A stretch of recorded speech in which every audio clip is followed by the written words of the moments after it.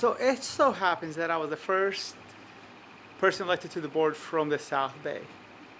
In other words, not from the East Bay or San Francisco, which is where most board members are from. So what happened and how did things happen? Pretty simply, and Steve is going to go into the details, but like I'm just going to go straight. 1949, the station was founded. A lot of things, growth happened over the next few decades. And then in the 1990s, it was essentially the Pacifica Foundation board was taken over by centrists from the Democratic Party, Clintonites often, and they wanted to modify the stations. KPFA happens to be the most progressive of the 5 stations in terms of content. And it is also the flagship. It's the most listened to station of the 5. It generates more money of the 5. And a lot of times it is kind of like the heavyweight of sorts in terms of content. It gives their content to other stations to broadcast, and sometimes they do and sometimes they don't. For example, Free Speech Radio News began out of, at least it was mainly out of Berkeley and LA. Was right? Yes. Anyhow, centrists took over and they wanted to change the system. The system is that right now is that it's listener sponsored. 80% of the funds raised are from you and me, right? People. And 20% is from the CPP, or CPB, Corporation for Public Broadcasting, CPB. But none from like where, you have Exxon, this is presented, Flashpoints presented by Exxon type of a thing. None of that was allowed. And so they had wanted to introduce that, kind of an NPR style, to the, hello Steve, Stan, sorry. And also change the content to diversify the content so it could attract more listenership. The idea is to bring more listeners. And finally, the third part, and Steve, correct me if I'm wrong here, is wanting to sell the station number. So on the FM band, the middle stations and up in the 90s to the hundreds is what we call what is called commercial stations. Those are the ones that you see. And the first in the 80s, like KQED is 88.5.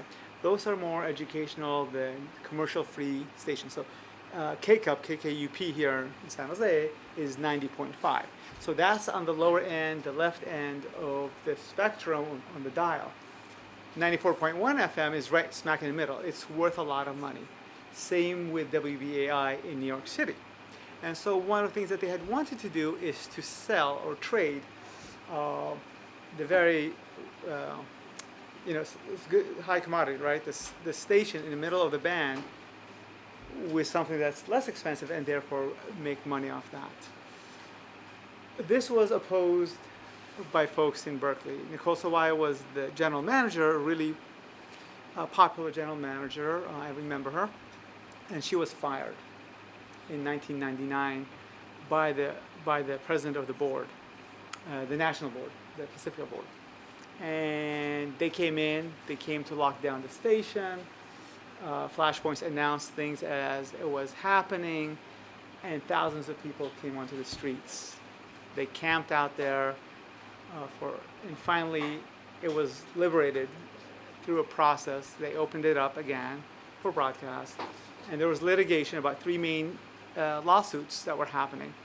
In the process of all of that, because it took quite a few years to resolve the lawsuits and to actually democratize the station, and in this case right now we're talking about KPFA, and in the process of that, the local folks here at KPFA decided to democratize and elect members of the local advisory board. So prior to the current era, the 2000s, there was LABs, not LSBs, which is what people are running for the board right now.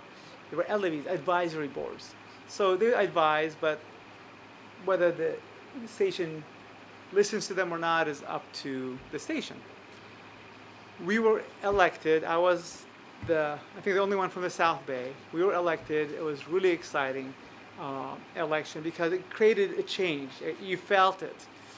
Now, at the time, there were no lists, as there are today, right? There are different lists, say Pacifica, so on, Rescue, KPFA, all these different lists occur today and have after 2003. But at first there weren't. We were all just wanting, we were happy, excited. And I was involved, and then the year following, there were new elections for the local station board. That was '01, I think the LAB, I believe. I wrote all that stuff down, and it's not there anymore. I was involved, and I was on the board, and I was in South Bay, then I moved to Santa Cruz, so I was also the only one from Santa Cruz. And I would commute, and there was problems that started to occur at the station, where you ended up with having two different factions. Whether they were not official factions at the time, there were two different sides. And you felt that at meetings where, at least from my perspective, I would go to Pacifica meetings because I was on that board as well, and I would feel that some of the staff, the paid staff, I don't want to create frictions right now with among staff, but some of the paid staff at KPFA were aligned with some community member board members at WBAI, for example. And there were some, what I felt were things that were intentional that wasn't positive for the station, at least for the future of the station. One thing that bothered me, and Stan may remember this from back way then, is that there was a program committee. Staff members were on this program committee with the general manager, and they got to set programs. They got to help set programs for the station, right? Because, let's just say I had a radio show and I'm moving on, and well, there's a slot right there, right? The program committee would talk about, okay, what should be in that slot? That disappeared all of a sudden. And I forgot the general manager's name at the time, but these are some of the problems that occurred, which is why I'm here, because we need to make sure that who's elected to this local station board is willing to stick his or her neck out, all right? It's really important to be strong and be willing, and look at the big picture of what KPFA is. Now, when you're on the local station board,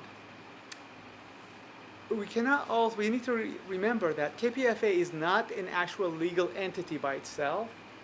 When Lewis Hill founded KPFA, he founded it as Pacifica Foundation, all right? Not as KPFA. In fact, KPFA, the PF is Pacifica Foundation. So the legal entity is Pacifica Foundation. And Pacifica Foundation has 5 stations. KPFA happens to be the strongest one financially. And WBI the weakest one financially. I believe that's the case. It could be WPFW.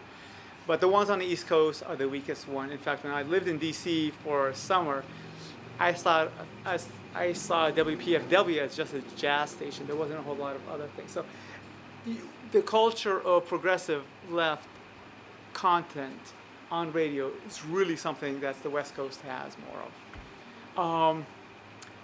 That said, we need people who are progressive, who are willing to stick their neck out, but also remember that there's a greater, station that we have to make sure that we still need to work together, right? So we need to fight for what we want, but also remember that we need to work together to make sure that it's a station that continues. And we need to make sure that we don't forget progressive voices on it. Now, one thing I will tell you, as a result of the 1999-2000 crisis, we have Hard Knock Radio. Before that, we did not have any people of color, young people of color radio program. That was fought for. And, and I will say, Ms. Berry, who was chair of the Pacifica National Board, who was discussing in this, she did say most of the listeners are white, gray-haired folks, and there is truth to that. There is truth to that. I mean, we have to admit some of the things, and we need to go and say, okay, this is a fault. This is something that we need to work on. Because being honest with ourselves is very important. That's the only way we could go to the next step. How do we solve this fault of ours? What is this? It's very important to recognize these things. So Hard Knock Radio, free speech radio news is a result of that, which was really good for a long time. So, and Amy Goodman, Democracy Now!, Amy Goodman, Juan Gonzalez, then Pacifica Board let them go on their own because there was a lawsuit, and part of the settlement is for them to go, and the Pacifica Foundation gave them a ton of money, I think $400,000, and now they are the strongest leftish, I wouldn't call it, I think she's like left-light of sorts, folks. So anyhow, I think I rambled on quite a bit, and yes, and so I think I rambled on quite a bit, but in the end, my experience on the board is that you have to look at the big picture, and you have to fight for what you believe on the board.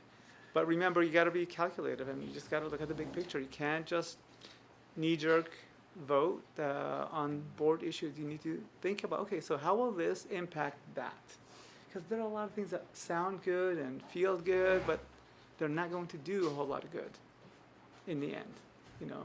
It's like a lot of some, House resolutions, they do nothing. They're just House resolutions. I think that'll be it with me. Thank you. I want to thank the Green Party and Friends of KPFA for having this event. I think that that one of the issues that I've raised on a long-term basis since I've been involved with KPFA and Pacifica is the need to have regional meetings where all the listeners of KPFA can participate, give their views, and say what they want to see in KPFA, which is the most important alternative channel in Northern California and nationally. It's the most important alternative network. And I lived in San Jose a long time ago, and I know that right now it's one of the most important areas in the Bay Area. Silicon Valley, there are a large population here, and it's a place that KPFA should be covering much more intensively than it is, with everything that's going on here, the housing issue, the workers issue, immigrants, all the issues that are going on in the South Bay. And unfortunately, we'll get into it, it's not really getting the coverage it deserves, which is something that has to change. Anyway, KPFA, and it was started in 1949 by a anti-war activist who believed that there need to be alternative voices in 1949, and that was in the midst, really, of the Cold War that was going on. And it was the first community radio station in the United States, and at that time there was a witch hunt going on, not just in the Bay Area but around the country. Communists were being attacked. The communists were taking over. So anyone who was left or was attacked and criticized and driven out of their jobs and driven off the air. And so KPFA was really the only voice of people like William Mandel and others who had a different view of Russia and the Soviet Union. And it was an important historic voice of really people in this country who were being prevented from being on the radio and on TV. So it played a critical role in the 50s, and at the time that it was started, FM was a very small, minor part of broadcast. I mean, most people didn't even know about it. So they sold radios at that time to get people to listen to FM. And of course, what's happened with FM now is the major industry, FM radio and music and that kind of thing. So I went to school at San Francisco State. I was in the San Francisco State strike. But one of the things about KPFA at that time is it covered the actual struggles that were going on in the 60s. And there will be another mass movement in this country. It's coming. But in the 60s, our last mass movement in the United States, there were millions of people on the street against the war, against racism, for human rights. And KPFA became the voice of all these people. So, for example, they covered the rallies at Sproul Hall, where thousands of people attended live.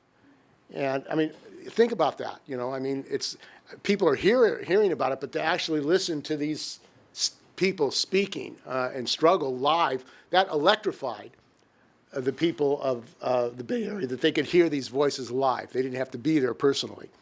And actually, that will transform KPFA and Pacifica, in my view, to cover the struggles of people in this country. So people hear what's going on directly from the people without censorship, without sanitizing the voices, but live voices. And that's really, during the 60s, which made KPFA really a critical vehicle for the people of this country.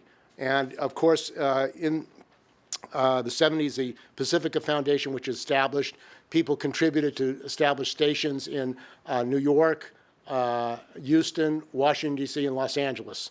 And those are the main affiliates. But there are over 200 other stations that are part of the Pacifica network. The news programs that we have are also on these other affiliates all over the country.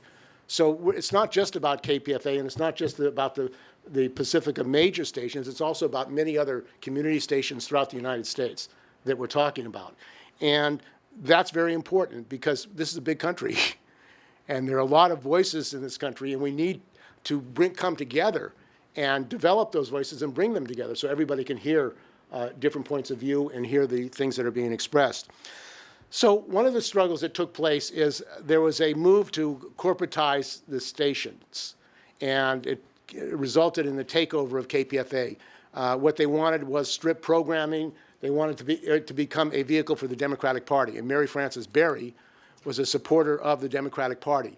They didn't like the fact that there were critics of the Democratic Party on KPFA, and that was a major reason for the takeover at that time. So in 1999, they kicked out Dennis Bernstein. The police came in, and he was arrested, and they pulled him out of the station. And then they had music on, and they had automatic programming, like many stations do today. They don't have live programmers. It's automatic radio, and that's what they did when there was this action. But as a result of that, there was a major mobilization in Northern California. 20,000 people came to protest. I and many others were involved in saying we have to defend KPFA. We have to defend these voices. We want the station back for the community. The community pays for it. They support it. They should have it back. And we were successful. And it led to a bylaws that allowed for elected local station board members, which we now exist under. Each local station has an election. Now, people don't like that process and say, let's just have appointed people. But we know what happened, for example, at KQED. It used to have an elected board, and it even had a labor representative, former president of the San Francisco Labor Council, or secretary, Walter Johnson. They kicked him off, and now it's a corporate board appointed by the billionaires. That's what KQED is, and that's what's happened with PBS, NPR. In my view, we want to reject that model. We don't want an appointed top-down board because it'll be corporatized, and the people that have money will control that. So that's why we have to defend a democratic structuring of KPFA. We have to have a democratic governance at KPFA. And there's been a problem of, well, dysfunction, to say the least. There's always been struggles in KPFA and Pacifica through the history, different points of view and different interests. And some people want to hear their voices all the time. And you have people 30, 40, 50 years on the radio. And, I'm not against actually people having programs if they have something to contribute. But I do think that we have to have a different model of where we're going to go, because we can't have the same old all the time. That is not going to grow KPFA and Pacifica. We have to have new programming. So one of the problems is there are no reports to listeners by the manager at KPFA. There used to be regular reports. People could call in if they had questions. This is something that should happen at a radio station. Let people hear, have voices. Management can say what they're doing, why they're doing. There are no reports, even to the local station board, of changes in programming. Twit-Wit Radio was removed without any explanation. Guns and Butter. There are many programs that have just been removed, and we don't even hear about the local station board members. And we've raised that. Basically, the program committee was abolished, and the programming now is determined by the manager, the management. So they make arbitrary decisions about what programs to bring on and what programs to remove. That is wrong. There have been no evaluations of the manager and program director at KPFA by this present board majority. In fact, the program director doesn't even show up. He's never showed up to a meeting of the local station board, even though we sent a letter to him, please come, because we have to evaluate you and say what your vision is of programming. He doesn't even show up. They're busy. They're not interested. This is contempt for the listeners. This is contempt for the local station board members. It's something that has to change. The local station board member is the governing body. They decide on what the budget is. And they also evaluate the top managers. Also, there are no regular meetings with the staff that the management has. So, this creates a real problem.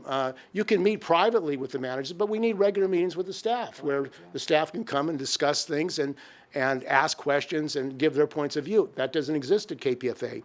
Also, this local station board majority has banned the videotaping of meetings, of public meetings of the local station board. Now, here we have a media center, KPFA, and you're banning videotaping of the meetings. Now, under the Brown Act in California, all public board meetings have to be videotaped, but we ban it at KPFA. And one of the reasons for that, in my view, is they don't want the listeners and supporters to know really what's going on.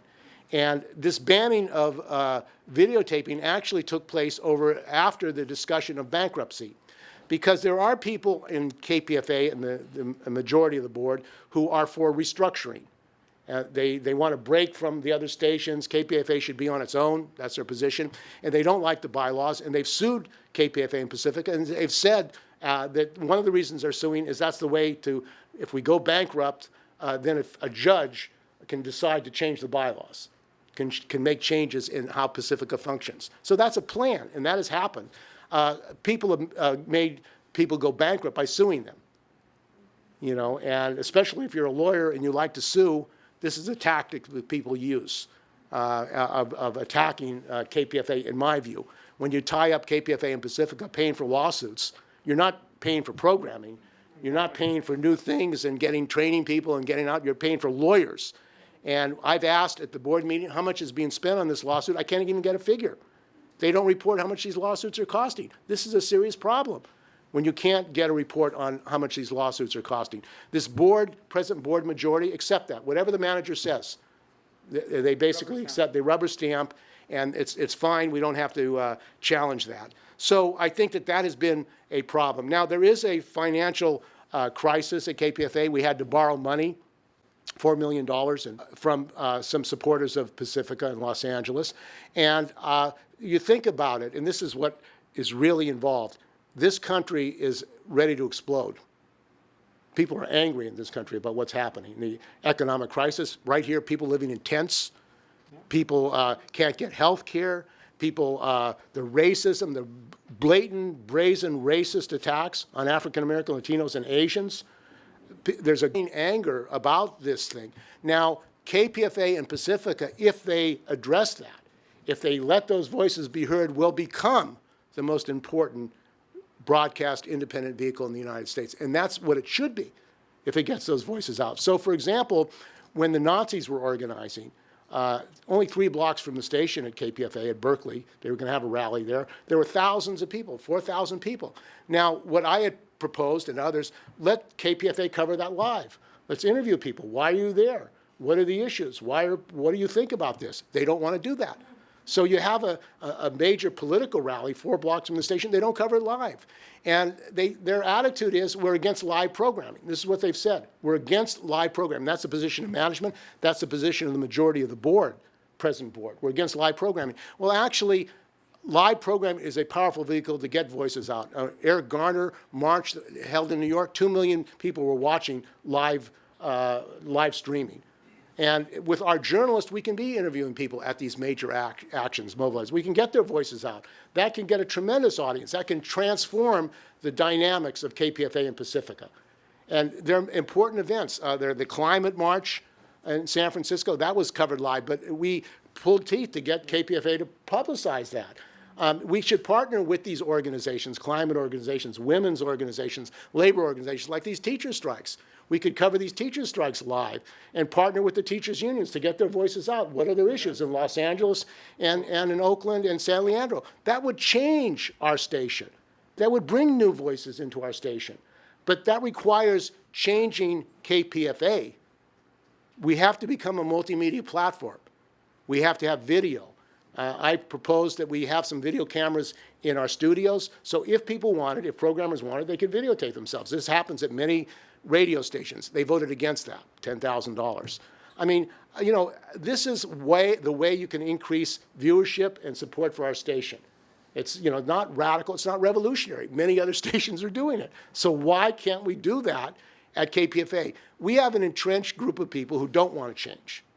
They just want to do radio, and I understand that. That's fine, but you shouldn't prevent KPFA and Pacifica from developing a multimedia platform if it's going to cover the issues. The other thing is KPFA can have 2 additional digital stations. Right now, it's an analog station, 1 station.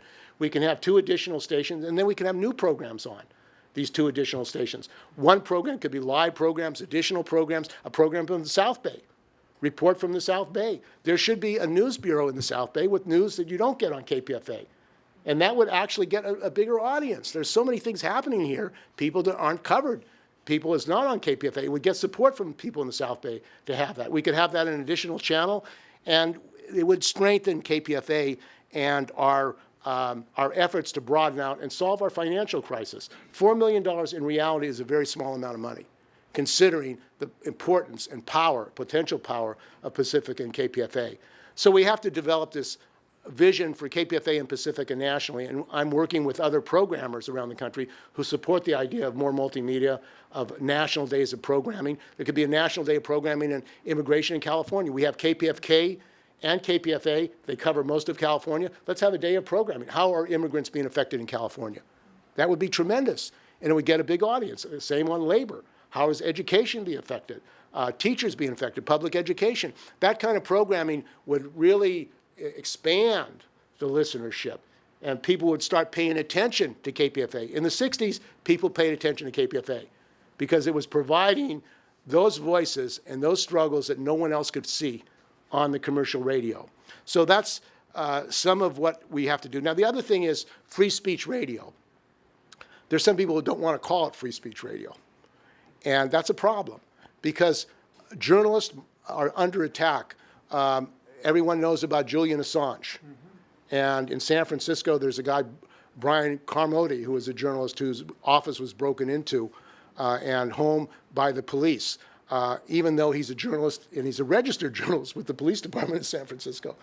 And there's an act called the SHIELD Act, which says you cannot, invade a journalist's office and grab their material. So this thing happened. The police raided his office. A judge who knew that he was a journalist signed off on this. And guess what? There's no investigation by the Attorney General Xavier Becerra. There's no prosecution. Now, if you or I violated the law, we would go to jail. But no police or judges are going to jail for a blatantly illegal criminal act. So that's the atmosphere we're in. When the president says that journalists are scum and politicians call for the murder of Julian Assange, because of WikiLeaks, which exposed the war crimes of the United States and other countries and exposed the corruption of the Democratic Party, that's a serious issue. So I introduced a resolution at the local station board, and it was taken up nationally by Pacifica, calling for the freedom of Julian Assange and the defense of journalists. And it passed the Pacifica board. And we introduced it here at the local station board. So I thought, well, they passed it nationally.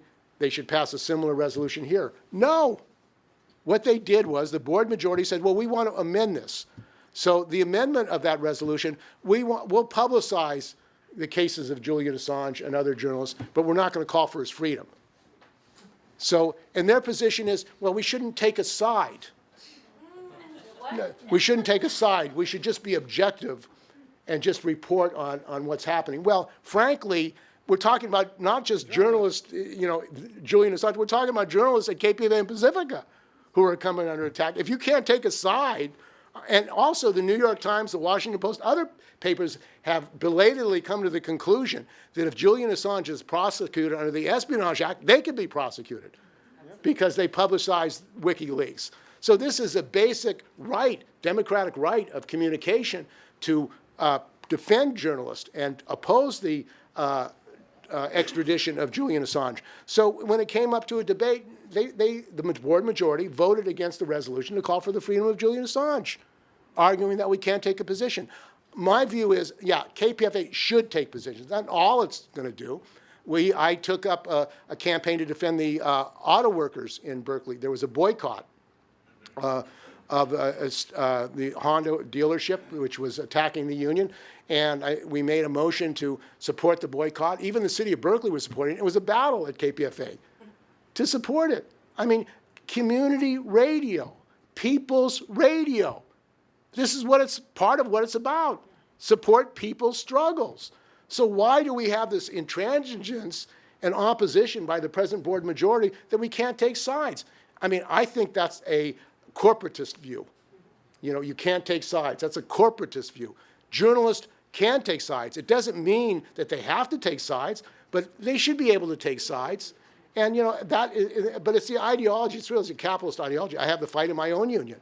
Our union, my union, the journalist union, Pacific Media Workers Guild says, well, we can't take positions. I raised a position on immigrants. You know, well, that'll mean we're biased. No, a union can take a position in support of immigrants. A union can take a position in support of Julian Assange and should take a position if we're going to defend ourselves. So these are some of the issues. I think we need new people on. I think we can expand our programming. I think we got to cover the South Bay, and we got to have regional meetings. That's another last point I'm going to make, is I made a motion at the last meeting, local station board, let's have our town hall meetings in South Bay or San Mateo. Let's move around so our audience can speak out. It was voted down. They said, no, it's too much. Well, in the past, they did have meetings in other places. KPFA covers a broad area, North Bay, Peninsula, the South Bay, Fresno. Why not have meetings in those areas, regular meetings, so people can participate? That is going to strengthen KPFA. That's going to build support for KPFA. This is what we have to do to transform the station and really build support for KPFA and Pacifica. Thank you. If I could just add to that, one of my requests when I was on the board was to have these regional meetings. Every third meeting would be somewhere else. So we actually had one in Fresno, where we all had to drive to. Well, there was a board member from Fresno. He was always driving up. I mean, he was on the wrong side, but nevertheless, nevertheless, he is a board member, and I wanted to. But we went to Fresno, and the audience was very, very appreciative, because these are people who, now our signal doesn't reach Fresno, but we have a sister station there, KFCF. And there's a relationship that you build, that you show respect for. We had meetings here in San Jose, at the UFCW hall, in fact, right here on Market Street. We were to have these things, and so we did, and then that was it. And they haven't held a meeting outside the East Bay in at least 10 years. Yeah, that's right. In at least 10 years. And I think that's an issue that's serious. There were a few other things, but I know we're out of time. Thank you, David. Maybe you should, did you introduce yourself, Steve? Okay, my name is Steve Zeltzer, and I do a program called Work Week Radio, 3:30 to 4, but it's lately been preempted for the fund drive. So Daniel, James, and Sam will go in. Hello, my name is Daniel Borgstrom. I was just elected to the board this spring. I probably attended more meetings than hardly any other board members, although I'm just newly on the board. There's a number of things I'd like to say. First, some issues that are extremely important at KPFA. One is funding. That's the oil or the gas, whatever, electricity that makes the station go. But most of all, it's really important is programming. Without programming, what's the point of anything? And of programming, we want to have progressive anti-war programming. I say anti-war, we have different issues. Steve's issue, Steve who just spoke, he's labor. That's extremely important. My particular issue is anti-war. Let me say a bit about where I came from. I spent 4 years in the Marine Corps. This is during the Kennedy era. I was stationed on the East Coast during the Bay of Pigs invasion of Cuba. And it looked like my unit would be sent there. We kept watching, it was about 3 days. Are we going? Are we going? Are we going? And of course, it turned out we weren't. The president of that particular president was kind of pretty courageous. He said no. And he said no invasion of Cuba to that. And that was the first nail in his coffin. there were other nails too. I mean, and we know how it turned out. Now, that leads into something, professional journalism. Let me say, at KPFA, there are some who insist on having professional, journalists should be professionals. Now, what is a professional? What are the basic tenets of a professional journalist? Well, I'll tell you, my opinion. Professional journalist, investigator, you find out what the official story is, and that's what you blast around. That's what you promote in the most creative way possible. You ignore whatever else. Ignore the facts, ignore everything else. And that's the classic example is what happened in that assassination. I bring it up because I was in the Marine Corps at the same time that the alleged assassin was in. He supposedly, he's supposedly the most accurate marksman of the 20th century. Well, I spent a lot of time in the Marine Corps on the rifle range. I'll just tell you flat out, such marksmanship is impossible. You cannot do what he is accused of doing. It's that simple. Okay, a lot of people investigated that, a lot of independent investigators, and that's where the CIA came out in 1966, I think, with a document or a thing for their assets saying, call those, don't deal with those people, call them conspiracy theorists. Yeah, just put them down. And that actually was one of the most, I'd consider that the most successful of the CIA projects. Because today, professional journalists do not want to deal with anything that gets called a conspiracy theorist, anything under that label. The killing of Kennedy, 9/11, there's dozens of things actually. Name your pick. Well, and professional journalists, that they are the one. We think of them as working for the corporations, but this comes into various progressive journalists as well. There are a lot of progressive journals and journalists who just won't deal with anything they call a conspiracy theory. The shooting of Kennedy, or the Kennedys, plural, of Martin Luther King, of others, 9/11, the whole list. They won't deal with those except to regurgitate the official story.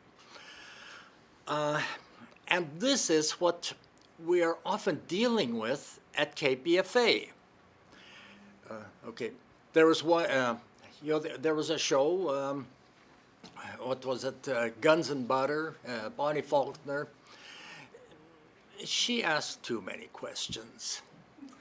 Had to get rid of her. You don't ask those kind of questions now and get away with it. This is KPFA. You're supposed to ask questions. What happened? Now, of course, her show is controversial. Okay, some people don't like it. Maybe some, for good reasons, will criticize it. But the fact is, it was taken off the air, and listeners were ignored. I mean, I was there, a whole bunch of listeners came to the next LSB meeting, next board meeting, and were talking about this. And, of course, the station master, the general manager, Quincy McCoy, he was off on vacation at this time. But listeners, and this was done without any transparent investigation. He claimed he got a deluge of emails criticizing our show. Okay, so where did those emails come from? We don't know. We sure can guess. So what we need KPFA to do is get back to good old time religion, good old time anti-war investigation. and in so many things, we have this Russiagate nonsense going around now, and in many of the programmers are regurgitating these things. They have some CIA persons. I think one of their common guests is Karen Greenwald or Karen Greenberg. I forget her exact name. CIA person. No question about that. She gets on the air, and she tells us that the FBI and the CIA is there to protect us. Protect us, yeah, from the Kennedy, didn't say from Kennedy, from Martin Luther King, etc. But that's the kind of protection they do, in fact, give us. Now, I have no problem with having those people on the air as guests. Fine. But you don't just give them a platform. You got to question them. Ask them. Now, okay, where do you get that information? Why? Or if you can't give them good questions, you have someone else there, another guest who is well informed on those topics. But so many shows are not doing that now. They are often regurgitating, echoing the New York Times, the corporate media, and we have to get back to, good old-fashioned investigative journalism and be telling our people about this. First, I think I've heard a lot already about KPFA and the history, so I'm going to talk a little bit about myself and how I decided to run for the LSB. I'm kind of a little bit unlikely. I'm a research physicist at UC Berkeley.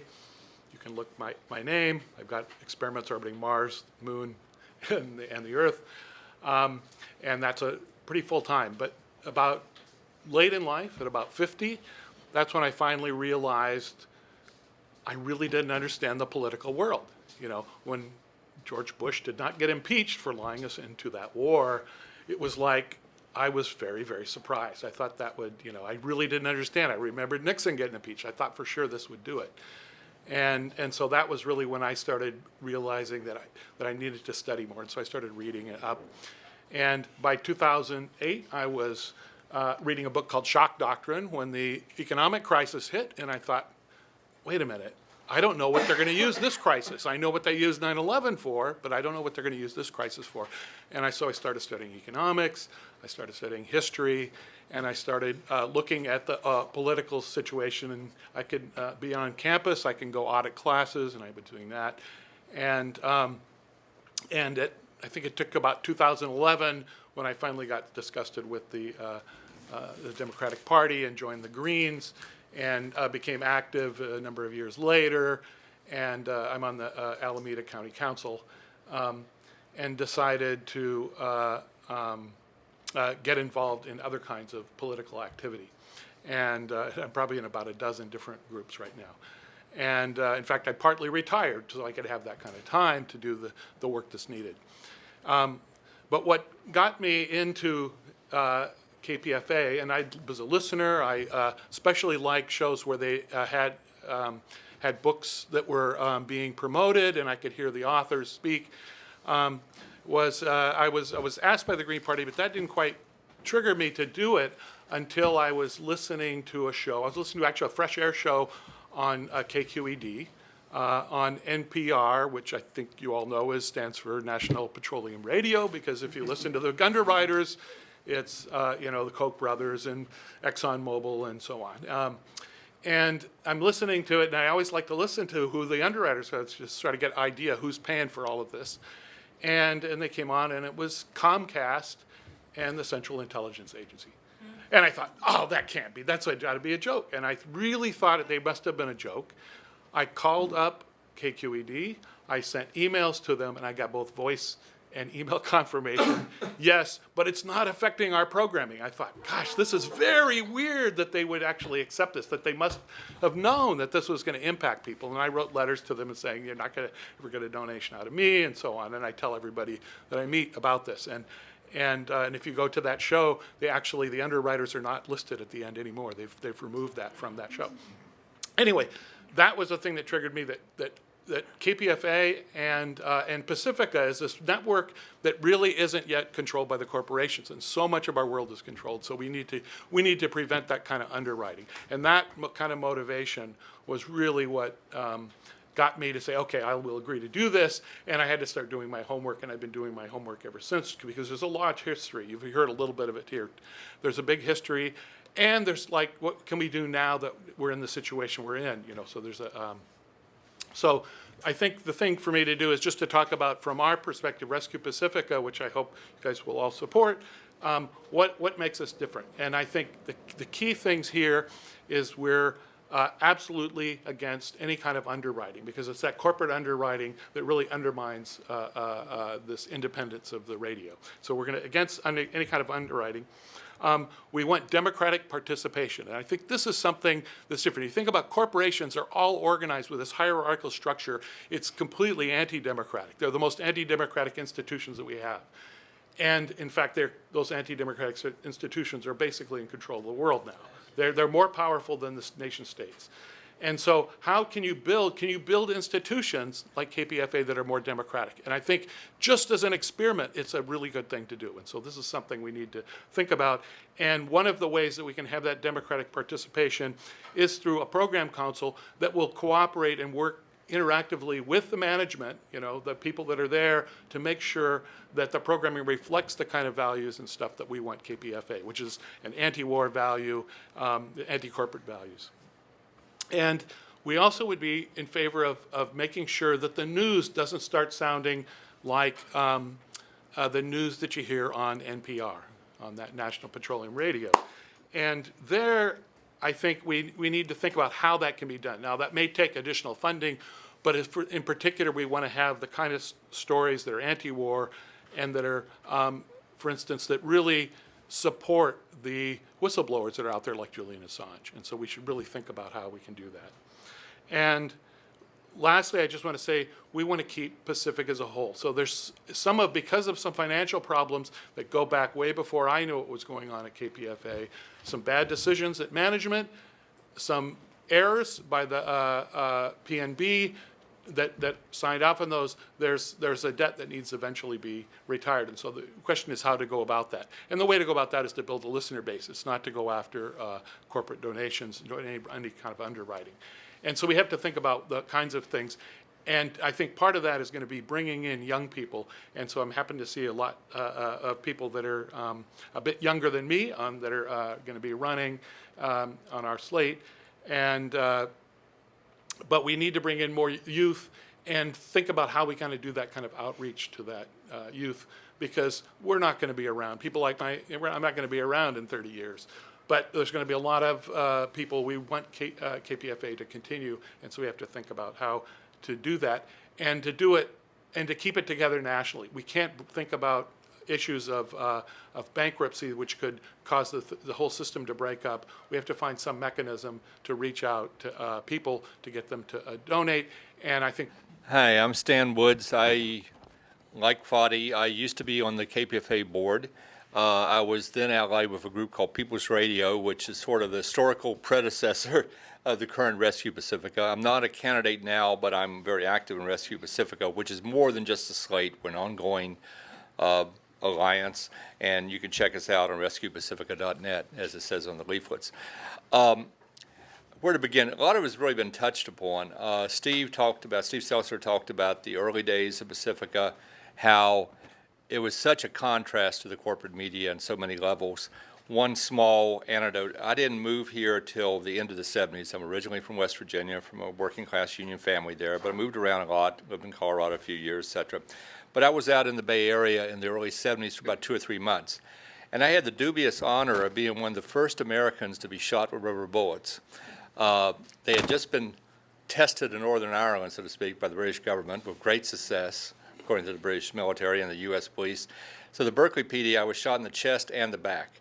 And it usually doesn't kill people, though it has sometimes. But I was literally sandwiched with ice packs on my chest and my back to get the swelling down. Well, I turned on KPFA, and a programmer that I later on developed a lot of differences with, but he was definitely competent. Larry Binsky did like a sports report style of a Berkeley City Council meeting in which hundreds of people had jammed in both to protest the war and also the use of very possibly lethal weapons. And he gave a blow-by-blow description, and to his credit, I had to remember that when I realized how he morphed over the decades. While he was bleeding from a head wound in his club, he kept talking. It was a little garbled, but, you know, he still kept talking. And that was what KPFA did. KPFA was an activist group, activist media organization to a capital A, and in so many different levels. A couple other examples, and this is why most people touch on the need to keep it a corporate foundation-free network and the key importance of that. And it's not like the corruption would be so obvious, but still, when you have a foundation that's giving you $100,000 and they invite you out for a drink and say, well, I really wouldn't push the Palestinian stuff too much. And I believe that's an issue that's come up many times. Or don't push, it's one thing to be we're all for the Green New Deal, but this radical Green New Deal, we don't want to go too far. It's not like it's explicitly stated, but programmers are influenced by that, and management certainly is. And that's why it's so important to keep it as a listener-supported station. I mean, that's essential.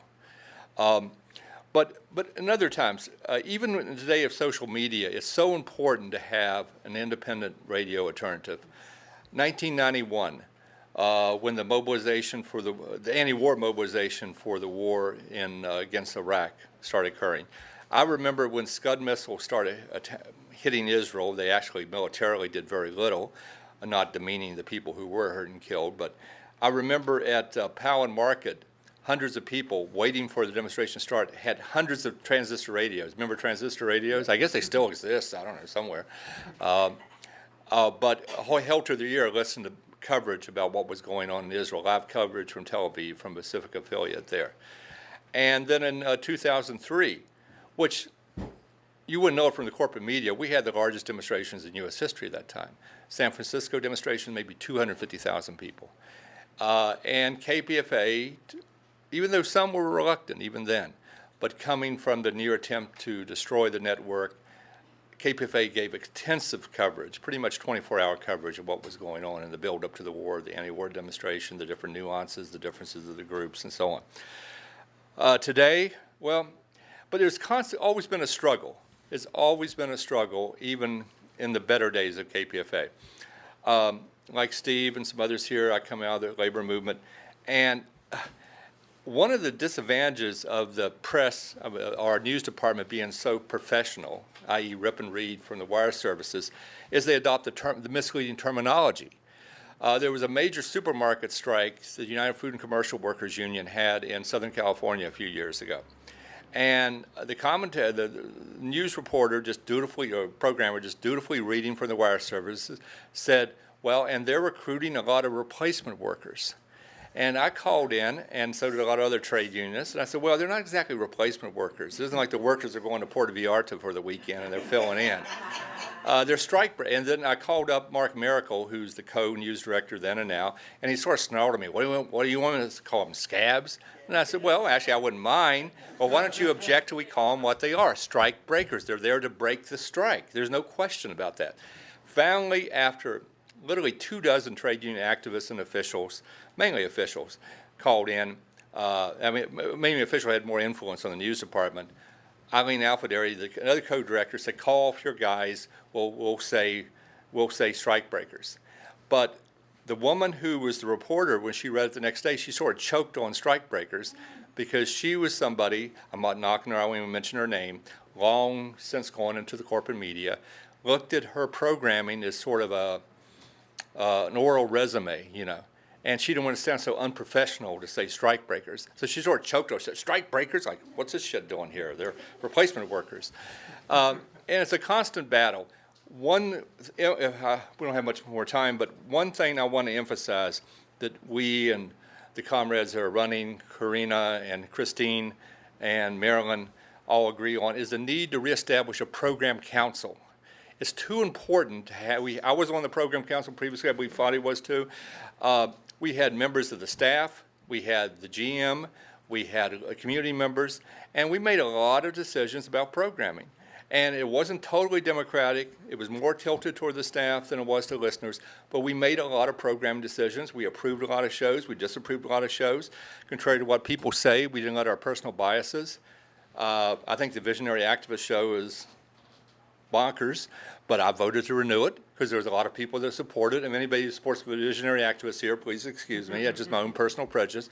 But we voted for shows based on the fact that there was a real niche and a real support. And also, Steve mentioned a quandary that we have in the sense that on one hand, if a programmer is exceptionally good, we don't want to say you only have 5 years you can have a program. But on the other hand, how are we going to bring in new people without to leave it up just to the GM simply does not work. And they show time and time again. Now we have a situation where it's sort of ironic. Our opponents, the group that calls itself United for Independent Radio, they uncritically backed the general manager, Quincy McCoy. But now Quincy McCoy is in negotiations with the Communication Workers Union, and he's hired at our taxpayers, we're the taxpayers, expense, a really notorious anti-union busting firm from LA to come up to participate in negotiations, to push for a whole program of cutbacks and setbacks and cutbacks on people's pension rights and so on and so forth. But yet it's sort of ironic that, and they say we're anti-union because we've disagreed with some of the decisions of the CWA in the past. So anyway, I urge people to vote for us, to vote for our candidates, and also just to still keep involved. And in my last 2 minutes, one thing we really have to do, there's many young activists out there now. Karina, a youngish activist, is running. I met her through Democratic Socialists of America, which I joined, even though I have some differences, was a lot of contradictions. But there are hundreds of new activists involved. But you have to go to them and try to talk to them why they should join KPFA, why they should listen to KPFA, and also have a programming that reflects their needs and aspirations too. Thank you. All right, so we'll begin with Christine, then Marilyn, then Karina, so in this order. Okay. You'll have 10 minutes to tell people why they should vote for you, to who gets elected. You know, it's like 5% of the members actually vote. So every vote counts, and it counts a lot by comparison when you think about it. So encourage your family members, your friends, your colleagues, your neighbors to vote. Kind of like in Chicago, vote early and vote often. No, but that jokingly, of course, I said that. It's all electronic. But please recommend these candidates, Rescue Pacifica candidates, to your friends and neighbors and family members. Let's go ahead and begin with Christine. Okay, thanks so much, Fadi. I just want to start by saying thank you to the former speakers for giving us such a great perspective about the struggles at KPFA, and also by saying that we're only 3 out of 6 currently running listener delegates, so elected by people like you, by listeners, and that the other 3 couldn't make it, unfortunately. But so I'm Christine Pepin, and I'm a listener delegate for KPFA's local station board election. And this is my first time running with the Rescue Pacifica slate, and I'm really happy about it. So I'll start with talking a little bit about myself. I was born in France, as you can hear from my accent, and I grew up in Montreal, in Quebec. Then I moved to Paris as a grad student, which was great, to study engineering. And then I came to California in 1998 to pursue a postdoc as an electrical engineer. And I have been staying in California and listening to KPFA ever since. My family and I live in Sunnyvale, not too far from here, on the other side of the East Bay. And I've been working for startups and telecommunication companies for about 15 years in the Bay Area. And then at some point, I really wanted to become more involved in grassroots activism and politics. And that happened in 2016 when Bernie Sanders was running as a Democratic presidential candidate. So I became locally involved in his campaign. I organized barnstorms, tabling events. I phone banked, canvassed like a lot of people around here, I'm sure. And then when he lost the Democratic primaries, well, when he was stolen from him, rather, like many former Bernie supporters, I decided to register as a Green and become more involved with the Green Party, which was really close to my value and what I was actually, campaigning for. And then, so I joined the Green Party of Santa Clara County, and I also campaigned actively for Jill Stein at the time with the South Bay for Jill Stein group that Nassim helped co-founded. So now I'm a council member with the Green Party of Santa Clara County. I co-lead the action committee along with the strategy committee as well, organizing many events locally in Santa Clara County.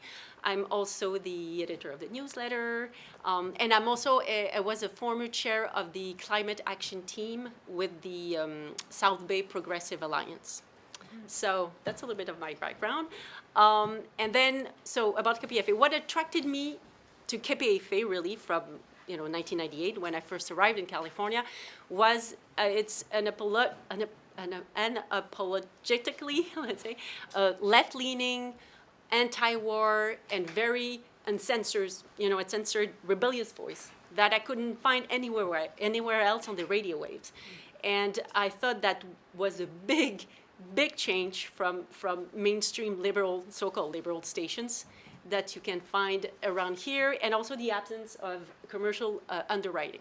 I think that was a big plus. You don't have a lot of radios around here, that really do that. So it was like a breath of fresh air.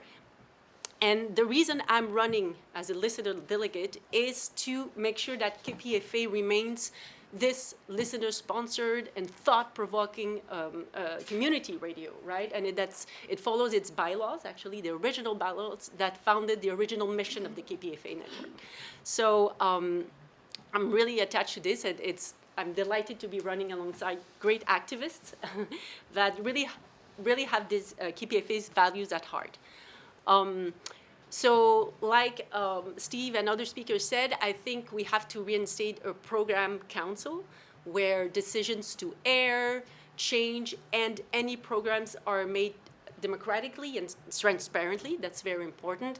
I also think we need to reach out more to underrepresented communities and minorities like disabled people, elderly people, youth. That's very important, like previous speakers mentioned also. So we need to be able to provide programming that reflect those groups and their concerns. I think that's very, very important. Okay, thank you. And on that note, I think, and as Steve mentioned, I think we need more representations from people in the South Bay, but also from Modesto, from Fresno, from Chico. So it's because KPFA is really broad. It's covering a lot of area. So that would be much needed. I think every member of the station, the station belongs to every member, and every member has a voice, right, in how the station should operate. So that's important. Unfortunately, I think that KPFA is not as well known in the Silicon Valley and the peninsula as it is in Oakland and Berkeley, even though we have, I'm sure there's a lot of people in San Jose especially who know about the station, but still we can do more to bring the station to them that could drive membership, help with funding. So I would like to change that and show people how incredible KPFA, in terms of resource, how incredible it is. So, because I really, really benefited from it and I really enjoyed listening to the shows. And what I can say is that, yes, as a Green Party member, and also a grassroots organizer, I think I'm well aware of all the connections between war, poverty, climate disruption, influence of big money, in politics and even in media, that I think it's one of KPFA's goal to continue constantly to highlight that in the news, in the programs, and then bring it to the fore so that people are really and truly informed. And that's very important. And so I think that's about it. So I look forward to working with the station management, with staff, with current members, and you guys, because you're all part of the community as well. And I hope you'll vote for me. Good afternoon. I'm Marilyn Langlois. Very happy to see all of you here. And thank you, Christine, and all of the former speakers who are already serving on the board, who have served on the board in the past, and the fellow candidates who are here. And I urge you to get involved, learn more about our campaign and our platform, and support our candidates. I'm going to talk to you a little bit building off of my candidate statement, which you can find on our website, rescuepacifica.net. So please check it out and read about us and spread the word to everybody you know who's also a KPFA listener. For me, I see that challenging the deceptive mainstream narratives is a primary function of KPFA. Why is this so important? These deceptive narratives undermine our ability to build broad social movements in three ways, maybe more, but at least three important ways. Number one, these deceptive narratives tend to divide us. They pit different oppressed groups against each other. They tend to distract us. We spent so much time worrying about this so-called Russiagate. We're ignoring the utter moral bankruptcy of the Democratic Party and how they stole the election, or the candidacy of the last election.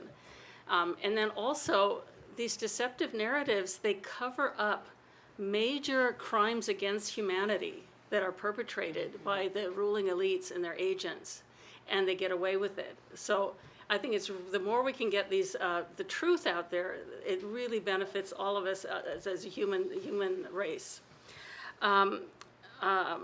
I think that we do have some programs that challenge this. We've got some great programming, such as Hard Knock Radio, which was mentioned, and every once in a while we get Poor News Network, which is a very grassroots, from the street, poor people actually reporting and telling their stories. That's great. We have Flashpoints, which asks a lot of tough questions. We have Project Censored, which again covers a lot of these things. And then some of the more specialized programs like Bay Native Circle, Voices of the Middle East, Apex Express. Those are all terrific, but we need more because, as has been said, so often the main news programs, they just read from the wires and they reiterate the corporate lies. So we need to open up our news programming a little bit more. For example, we have a fantastic journalist named Ann Garrison who gets a tiny slot of just a few minutes on the Saturday evening news.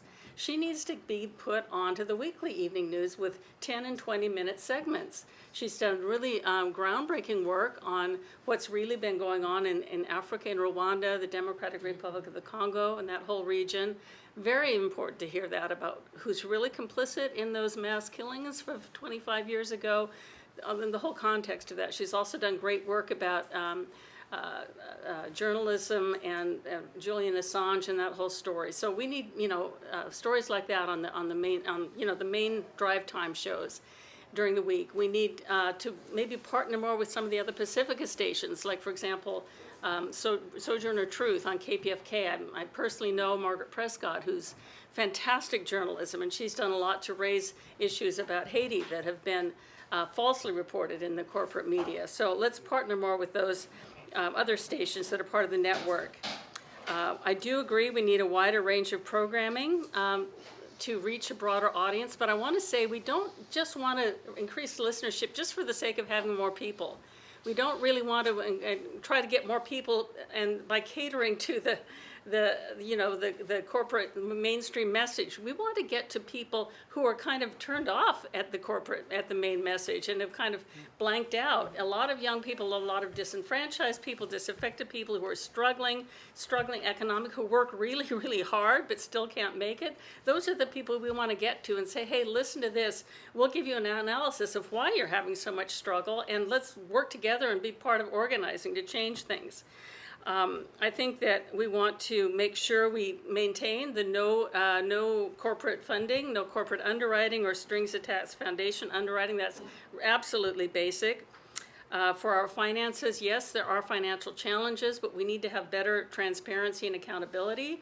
I've heard over the years that, financial reports haven't been done, audits haven't been done. To me, there's no excuse for that. Keeping the basic bookkeeping and accounting up to date and letting us know where we stand. And if there is a problem, let's look at all the options for balancing the budget. Let's look at the options raising the revenue. Of course, we want to avoid layoffs, but if we have to have layoffs, let's work with the unions to make sure it's done fairly. But let's definitely keep the listeners informed about all those financial issues. Definitely need the Democratic Program Council, as has been said, so that we have more listener input about the programs.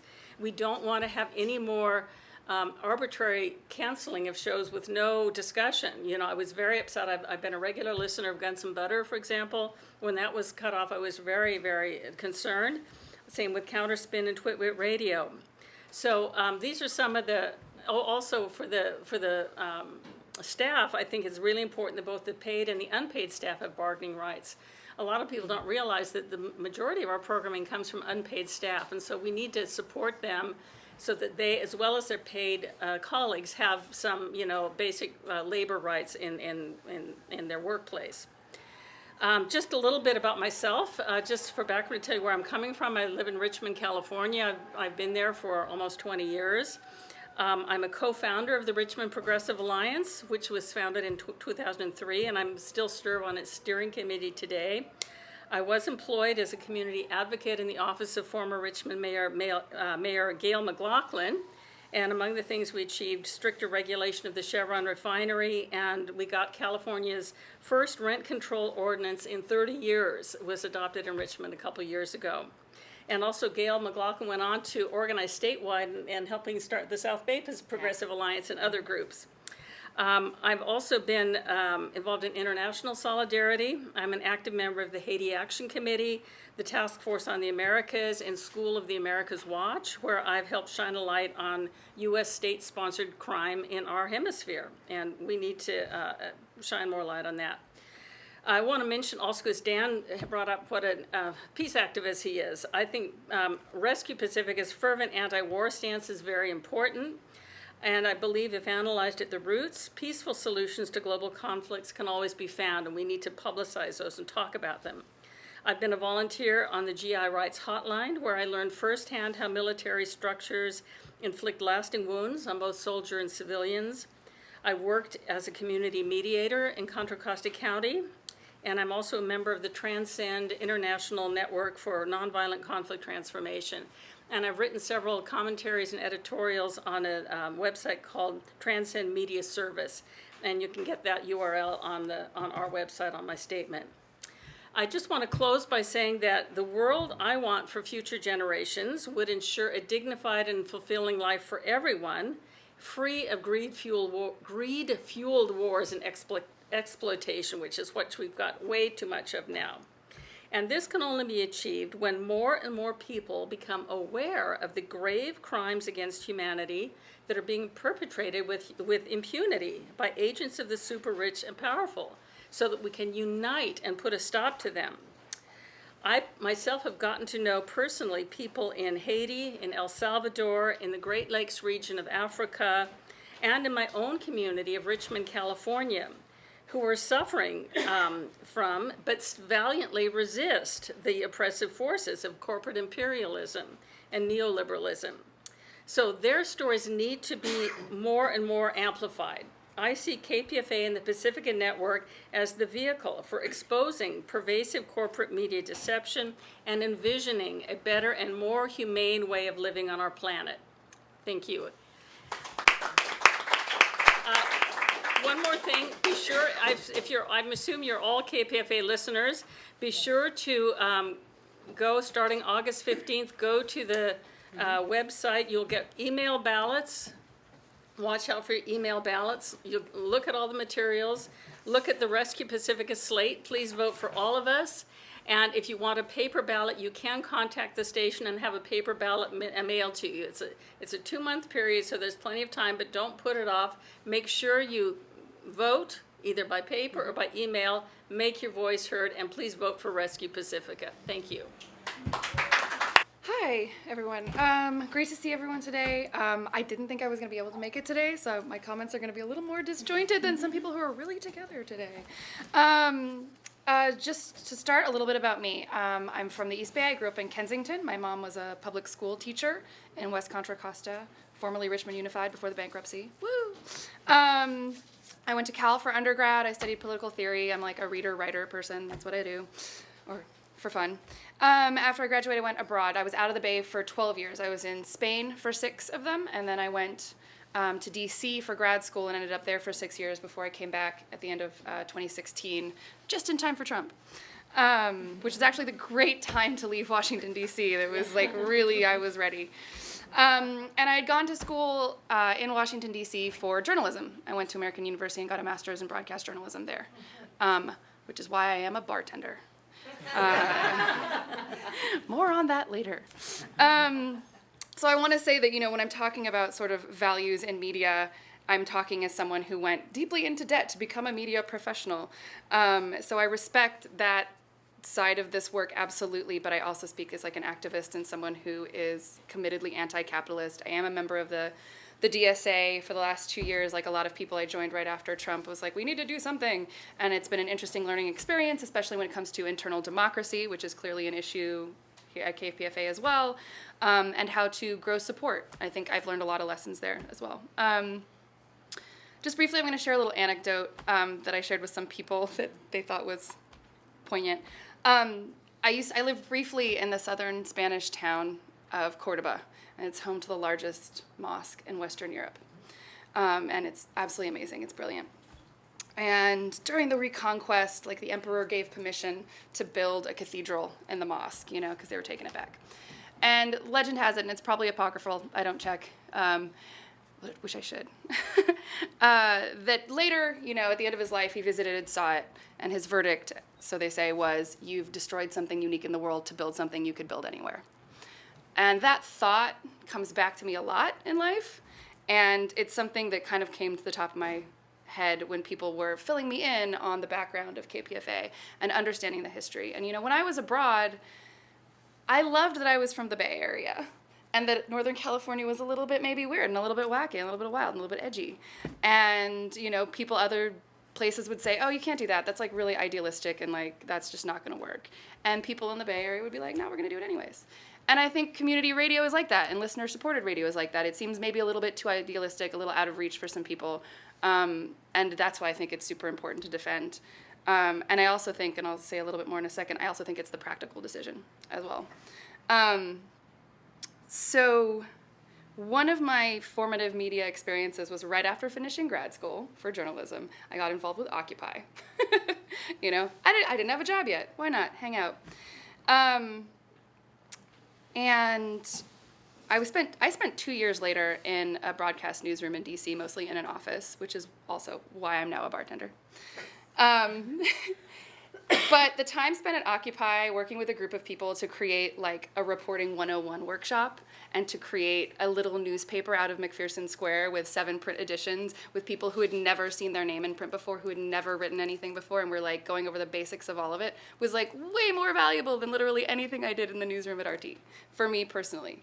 And it really cemented to me the idea that media should not just be a product we consume, which unfortunately under capitalism is how it's presented, but it's community building. And again, I think this goes back to what is going to keep KPFA special, and what's worth holding on to. And, oh, sorry, I've lost something. Steve made the point about live coverage of things and how that was electrifying during student uprisings and riots. Media is a lot easier to produce now.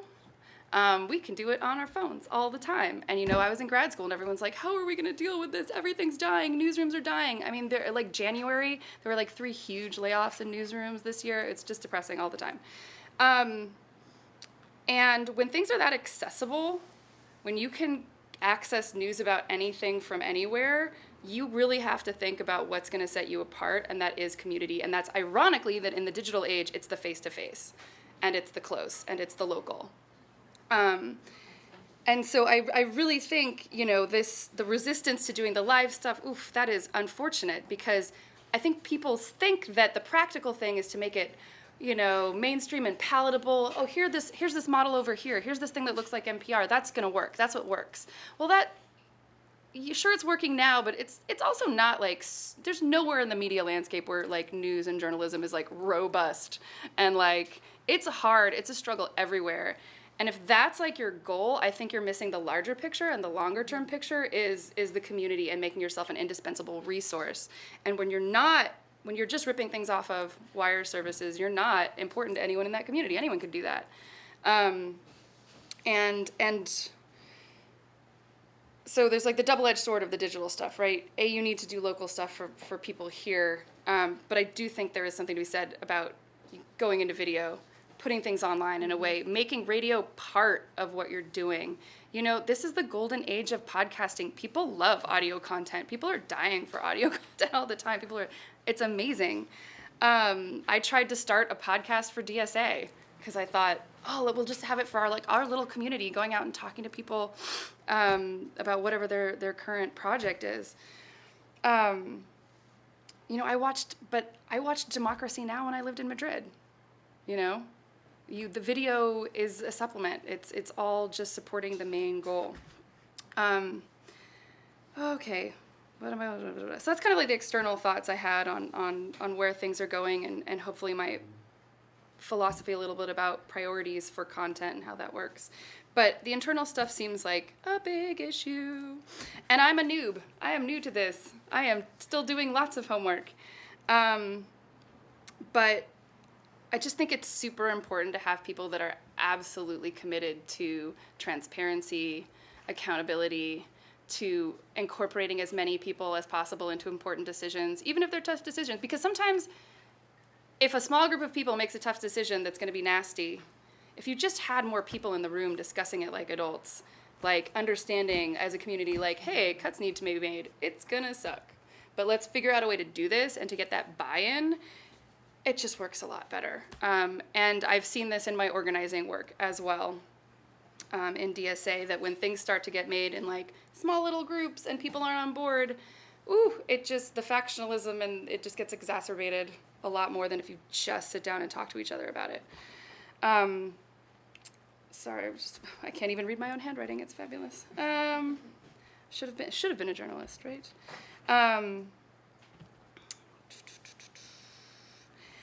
I was going to say that it seems like there's a lot of creativity and possibility for finding solutions to the difficulties of this station that exist, but it seems like there are potentially people in charge who aren't looking for those solutions. And it just reminds me of, like, you know, the best way to ensure failure is to not even try to succeed. Mm-hmm. And I may not have the solutions right now, but at least I'm super committed to finding them and working towards them. Instead of just saying, well, that looks like it's going to be hard, maybe we should just take corporate money. Let's try something first. Let's try expanding membership base. And speaking as someone who's like younger than a lot of the KPFA listenership, I think it would be a resource to have someone in the room who understands how people under 50 relate to media. And I think a lot of that goes back to sort of what I said about community building. You show up. And that's unfortunate if people are like mostly concentrated on being in the newsroom. Do people know you exist? Do younger folks see you at events? Are they seeing your reporters covering the protests where they're getting beat up at? Because I was at MLK, you know, for the anti-fascist protests before in Berkeley. You know, if there's rallies, if there's actions, there's people in DSA hoping to plan a huge strike, like a strike for reproductive rights. Will KPFA be out there talking to people if that happens? And, you know, who knows if that's going to happen. But that's, you know, it's that not just media as something to consume, but as a process by which you build community and therefore membership base and therefore strength and your financial future. I think those are all sort of interlinked there. And I think I've run out of things to say right now. Okay. So I don't know if we'd have a majority, but we'd get closer to having a majority, and that makes a difference that we want to strive for. But I concur that I know I myself, people approached me and I was hesitant because, do I want to get into that can of worms? However, I think it's important, and I think what I see going on is basically just, you know, there's a group that's veering more towards centrist positions, you know. Veering, you know, they're still progressive, but they're a little more cautious, veering, thinking, well, if we can just become a little more centrist, it'll save the station. And I'm part of Rescue Pacifica, which believes we still have to keep our edge, keep our radical edge, because that's what's really fighting for the people who are suffering the most in our community. And so I think it's worth fighting for, and I'll do my best if I'm elected. I'm sure my colleagues here sitting before you right now will also be fantastic board members, and we'll try to get more people even the next time around too. Could I just comment really quickly? Thank you for raising that issue about the vigils for Julian Assange and Chelsea Manning. And there again, you were saying, Karina, that we need to have on-site reporting, and this is, this is great news, local news. We need to have someone from KPFA there at one of these vigils with their microphone, with their phone, whatever instrument they have, and recording and interviewing people and raising the issue of how, like you said, the truth tellers are in jail and the liars are running the show, and we need to be able to present that story so that people can really understand it and cut through the hype that the corporate media is trying to portray Julian Assange as some sort of questionable bad guy, We need to really, support him in every way we can. Thank you. I'll just start and then you can chime in. Great points. I agree with you on all of those. And yeah, it's true that I've thought about that because I'm old school, but even I listen to the radio mostly when I'm driving. I do have a radio in my kitchen, and I sometimes listen to the radio when I'm cooking. But I know that young people, my daughters and a lot of the younger generation just don't listen to the radio anymore, but I see people on BART, young people on BART with their earphones in. They're listening to stuff on their phones. So I think it's true we have to, let's open the creativity to all of these modalities, videos, podcasts, all of these things, and for streaming. But I do think also we want to hold on to that radio frequency. Let's do both and let's not give that up. No. And let's make the drive time radio more high quality. The drive time, that is when people do, turn on to their Mornings cars. And that and is so evenings. often the evening news when people are driving home, it's often just straight off the wires. In the mornings, it's often, somewhat interesting topics, but not really cutting edge. So I think we need to do all of that, plus improve what we have. So thank you for those suggestions. For the first point that you're talking about, avoiding the drift to the center, I think that's absolutely crucial. I think it's so misguided when people think that if we just become more mainstream, more palatable to whatever mythical population they're trying to appeal to, it's just entirely missing the mark, especially right now. This is a nation in crisis. People are really angry. People are super worried. My generation is sitting here our retirement is going to be what? Just setting dumpsters on fire and hoping for the revolution? I don't know. It's garbage. And taking that, trying to soften everything and make someone nice and pale. It didn't work for the Democrats with Hillary Clinton. It's not going to work if they pick Joe Biden. We all know that. We all know that's just the wrong move. It's not getting people motivated. You're speaking over them. You're ignoring what they're worried about. You're ignoring what they're trying to do. And content should reflect that for sure. And climate change, absolutely. It's atrocious how little it was mentioned in the Democratic debates, which just goes to show exactly what the problem with the move to the center is, because people aren't paying attention. In terms of online and social media things, man, I gotta say there's so many great possibilities out there. You just have to get people on board who have the skills and the drive to do it. But yeah, this is the golden age of podcasts. You can easily have okay, so we've got a 20-minute edited segment that goes on air on the station, but hey, click through to our site and you can listen to the full hour. Or, bonus materials. We're talking about, and that's how you engage with younger people, because younger people, I'm one of them. I'm not that young. I turned 39 last week. I'm not that young, but that's how we do media, on our phones, on my laptop. But I still am willing to pay subscriptions for things. People are doing this. There's all sorts of new modalities to support your favorite podcast, support your favorite local radio station that's doing awesome, good stuff in your neighborhood. We were talking about what if there's archives to be digitized and put up, and saying, well, if you become a member at this level, you get access to these archives. There's so many options of things you can do. It's almost daunting because there's a million directions to go, but there's no reason these things aren't incompatible. And I would say that, again, when we're talking about what saves a station, it's not pulling back from live coverage, because actually having a broadcast station, whether it's radio or TV, one of the most valuable things it has over online is for breaking live news. Mm-hmm. Because you don't go to the internet. What do? You turn on the TV, right? When something is just happening at that moment. because there's still time. You have to, it's not easy to find. You need a go-to place where something's happening today in the Bay, and this is where I'm going to find out about it, and hear about it before it gets edited and put up in someone's podcast next week, right? There is an advantage to having that, and I think live stuff is the way to go. And that, again, it makes you something special as opposed to just becoming a little bit more of the same. Okay, just quickly to complement on this, I think KPFA is already on social media, right? I mean, there's a Facebook page, there's a Twitter account. I'm following it. I receive notifications from the Facebook account. I click on the video, I look at it. So there's a presence already. I think, but I agree with you all that I think it should be more. I think we should take advantage of all the new media and have, for instance, live streaming. I think this is extremely important. A lot of young people actually are looking exactly as Karina said on their cell phones, right? What's going on? There need to be something like an urgency to it. And I personally listen a lot because I do drive my car. Hybrid, but it's listen to the radio shows, and I think it's really important, as Marilyn said, that to keep this radio aspect of it. We need to keep the frequency. Radio waves are extremely important. It's not only the TV or YouTube channel and stuff. In case of natural disasters, this is the only means I think that is still relevant, that will still be working. I mean, mobile phones, you can forget about it and stuff. So radio waves are very important.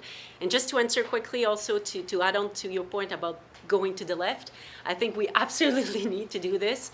And coming from Europe also and Canada, I don't even think that it's very revolutionary or super leftist the way, I mean, even the station, right? To me, it was just, great to hear that kind of, of talking on the radio. That's almost normal. I mean, thank God that it's there, right? I mean, it's very important.